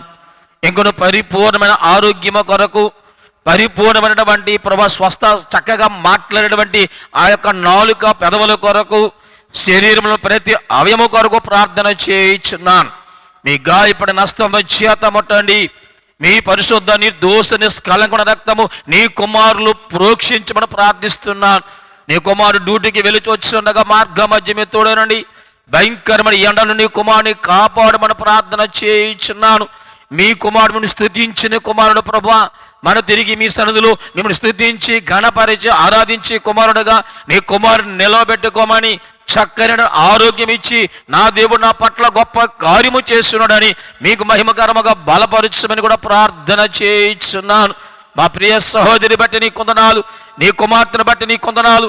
జ్ఞానవంతురాలు తన గృహమును ఏ రీతిగా మీ బండ మీద కట్టుకొనను అని జ్ఞానం ఇచ్చి నడిపించారు ప్రభువా. ఆ కుమార్తెను దీవించి భద్రపరిచి ఆరోగ్యమును శక్తిని బలము దయచిన ప్రార్థన చేయించున్నాను. వారి ఇరువులను ప్రేమించినటువంటి కుమార్తెను బట్టి మీ కొందరములు స్తుతులు స్తోత్రాలు. జ్ఞానమందు, ఆరోగ్యమందు, వయస్సునందు, మనసులో దయిందు ప్రభువా, మీదైందిన వర్ధలంప దయచేయమని మీకు మహిమకరమైన భవిష్యత్తు పేరెంట్స్కు సంఘానికి పేరు తెచ్చిపెట్టగా అభిషేకించమని ప్రార్థన చేయించున్నాను. వారి బ్రదరు ప్రభా ప్రశాంత్ బట్టి నీ కొందనాలు. యవన కాలమందు నీ కాయడమో ఇచ్చిన కుమారుడు, యవన కాలం మీద భయముతో వ్యక్తి జీవిస్తున్న కుమారుడు పట్ల మీరు ప్రేమించిన ఉద్యోగును బట్టి కూడా మీ స్తుతులు స్తోత్రాలు. ఆ కుటుంబాన్ని దీవించండి, నీ కుమారుని దీవించండి. నీ కుమారుడు పట్ల మీ ప్రేమను, మీ ప్రణాళికను ఉంచి ప్రభా, నరుడు ఒంటరి మంచిది కాదు గనక సాటి అనే సహాయం ఇచ్చిన వాడవు. నూతన గృహ నిర్మాణం కూడా ప్రశాంత్ పట్ల ప్రభా అద్భుత ఆశ్చర్య కార్యములు జరిగించి ఈ సంవత్సరంలో ఒక నూతన గృహం కట్టడానికి కూడా మార్గం సరళము దయచేయమని కూడా మీ సన్నిధిలో ప్రార్థన చేయించున్నాను. వారి సహోదరి కుటుంబాన్ని బట్టి నీ కొందనాలు. మంచి విశ్వాసం ఇచ్చారు ప్రభువా, ఆ కుటుంబాన్ని కూడా బలపరచండి. ఆ గృహం చుట్టూ మీ దూతల చుట్టూ కావాలి ఉంచండి ప్రభువా. డానియేలు ప్రసాద్ ప్రశాంత్ వారి సహోదరి కుటుంబం చుట్టూ మీ కంచి, మీ సన్నిధి పరిశుద్ధాత్మ నుంచి వివేకానంద కాలనీలో ప్రభునైనా మీ కొరకు మహిమ తెచ్చే కుటుంబగా, మీ నామను ఘనపరిచే కుటుంబగా, అనేక ఆత్మలు మీ యొద్దకు నడిపించే కుటుంబగా బలపరిచి స్థిరపరిచి సంపూర్ణ ఆరోగ్యమును, శక్తిని, బలమును మెండుగా దయచేయమని ప్రార్థిస్తున్నాను. మీ క్షేమమును, సమాధానం ప్రభా కుటుంబాన్ని మెండుగా దయచేయండి. సంఘాన్ని ప్రేమించి ప్రభునైనా చక్కని ఆతిథ్యం ఇచ్చిన కుటుంబంగా ఆ కుటుంబాన్ని నిలబెట్టుకున్నా నీ కొందనాలు. ఆ గృహం నోటి నిండా నవ్వించిన రీతిని బట్టి మీకు స్తుతులు స్తోత్రాలు చెల్లిస్తున్నాను. ఇంకొను బలపరిచి ఆరోగ్యం ఇచ్చి, పరిపూర్ణమైన ఆరోగ్యం ఇచ్చి మీ సంఘములు మీరు అప్పగించిన బాధ్యతలు విరివిరామముగా పనిచేయడానికి మీ కృప చూపించి బలపరిచి మీ దూతలగ్ని, రథములగ్ని, జాలు ప్రభునైనా నీ కుమారుడు కుటుంబం చేత ఉంచి ఆశీర్వదించమని మా ప్రభుని ప్రియకుమారుడైన యేసు క్రీస్తు శ్రేష్టమైన నామమున ప్రార్థన అడిగి వేడుకొనుచున్నాము తండ్రి, ఆమేన్. అందరము లేచి నిలబడదాం. ప్రభు నేర్పిన ప్రార్థన ఆశీర్వాదముతో ఈ ఆరాధన ముగించుకుందాం. పరలోకమందున్న మా తండ్రి, నీ నామము పరిశుద్ధపరచబడును గాక, నీ రాజ్యము వచ్చును గాక, నీ చిత్తము పరలోకమందు నెరవేర్చినట్లు భూమి యందు నెరవేరును గాక. మనదిన ఆహారం నేడు మాకు దయచేయము. మా రుణస్తులు మేము క్షమించిన ప్రకారం మా రుణాలను మీరు క్షమించము. మా సోదరులో నుండి కాక కీడు నుండి తప్పించము. రాజ్యము, బలము, మహిమయు నిరంతరము నీవే ఉన్నావు తండ్రి, ఆమేన్. మన పరమ తండ్రి అయిన దేవుని యొక్క ప్రేమయు, మన రక్షకుడు మన ప్రభు యేసుక్రీస్తు ప్రభు వారి యొక్క కృపయు, పరిశుద్ధాత్మ యొక్క ఆధరణ, అన్యోన్య సహవాసమైన సన్నిధి, ఆరాధనలో పాలు పంపులు పంచుకుని మనకెల్లరికును, మన కుటుంబాలకు, మన సంఘమునకు, వాక్యం అందించిన సేవకును కుటుంబానికి, వారి ప్రయాణమునకు, ఈ దినము స్పాన్సర్ చేసినటువంటి దానియేలు ప్రసాద్ గారు తన భార్య కుమార్తెకు, వారి తమ్ముడు గారికి, వారి చెల్లి గారి కుటుంబానికి జరగబోయే ఆరాధన కార్యక్రమాలకు దేవుని సన్నిధి సదాకాలము తోడయ్యుండి నడిపించునుగాక. ఆమేన్.